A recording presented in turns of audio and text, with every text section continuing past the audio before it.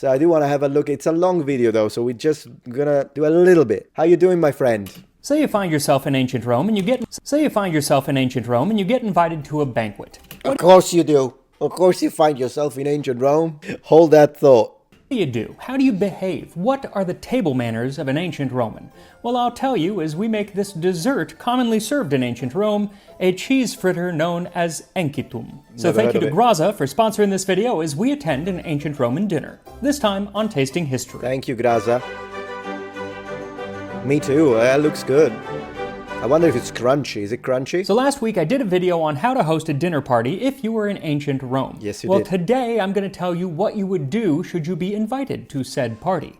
Now, there are lots of do's and don'ts that we'll get to, but the first thing to know is that other than soup, most of the eating will be done with your hands. Right. And so I wanted to find a recipe that could be eaten with your hands. And so I found this recipe from Cato the Elder for encitum. See, the man uses BC. I respect Max Miller for that. Make encitum the same way as globi, except that you use a vessel with a hole in the bottom which you can stream through into hot fat, and shape it like the spira, coiling and turning it with 2 sticks.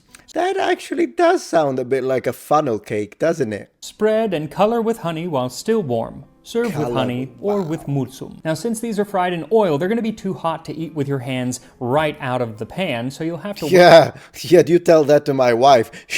Every time she eats something, I can't even touch it. And she was like, oh, yeah, no, it's not hot anymore. And she puts it back in the microwave for another 30 seconds.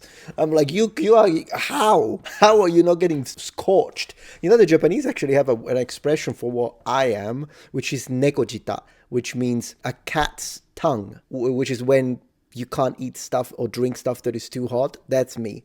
My wife, she could be invited, never mind a party in ancient Rome. She could be invited by the freaking faction, Inferno faction from Heroes of Might and Magic 3. Not a problem. In fact, she'd say, can you put it back in the microwave for another 20 seconds? Thank you. And since she's going to be editing this, she's going to add something on the screen to confirm what I'm saying. She's going to love it. Wait to let them cool, unless you are like a certain dinner guest described by the author Athenaeus.